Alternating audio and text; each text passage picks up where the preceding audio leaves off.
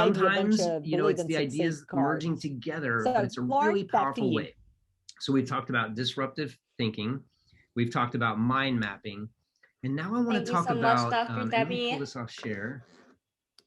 It was such a Just pleasure this to have you. idea of how Oh, to I loved create it. Let's see healthy what's in the debate. chat. So there's a concept Woo! called parallel Marnie thinking, says, which I means love if we're in a Simon. Great meeting book. and everybody's got different ideas and we're constantly I bouncing see a around the room question here saying from different ideas. CJ.